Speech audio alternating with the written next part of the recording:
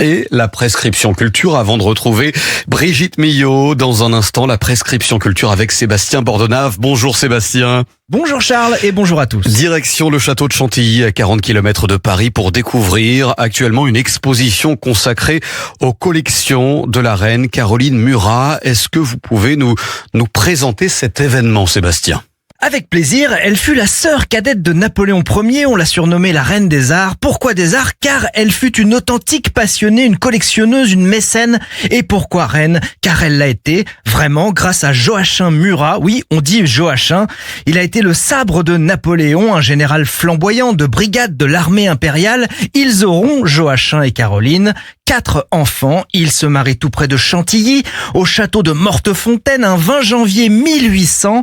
Et 8 ans après, l'époux devient roi de Naples, remercié pour sa bravoure sur les champs de bataille et un peu aussi parce qu'il était le beau-frère. Il fait alors de Caroline Murat la reine de Naples. Pendant 7 ans, elle va réunir une incroyable collection d'art, se passionnera pour les artistes de son époque, des peintres français comme Ingres, qui va lui tirer le portrait, des sculpteurs italiens comme Antonio Canova. On les retrouve dans l'exposition qui a lieu dans un cadre superbe, le musée Condé du château de Chantilly.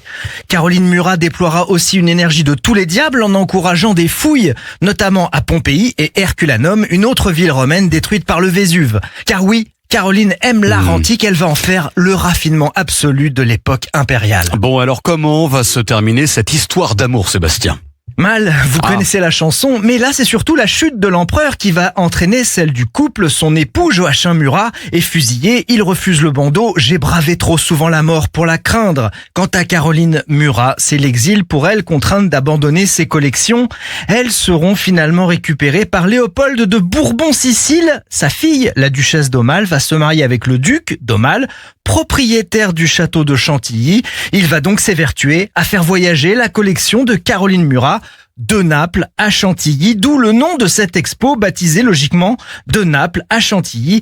Une jolie occasion de se souvenir encore de Caroline Murat qui fit de Naples pendant un temps la capitale des arts. Dans l'expo aussi, enfin, un bicorne de son frère authentique, Napoléon Ier, qui disait de sa sœur Caroline Murat: de toute la famille, c'est elle qui me ressemble le plus. De Naples à Chantilly, les collections de la reine Caroline Murat jusqu'au 4 octobre actuellement au château de Chantilly dans l'Oise. Merci Sébastien. Europe 1 matin.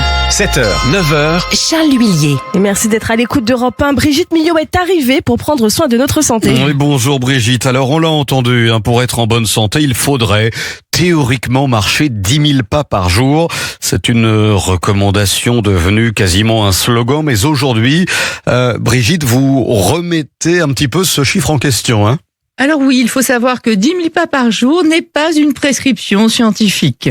Ce chiffre a en effet été popularisé dans les années 60 au Japon pour le lancement d'un podomètre, le Mampokei, qui signifie compteur de 10 000 pas. Et ça a cartonné. Il s'est vendu des milliers de podomètres. Mais d'un point de vue médical, ce chiffre est plutôt une cible symbolique qui parle à tout le monde plutôt qu'une vérité absolue. Je m'explique. Une étude majeure du Lancet sur 160 000 adultes a montré que les bénéfices sur la santé commencent bien avant les 10 000 pas. Concrètement, marcher 7 000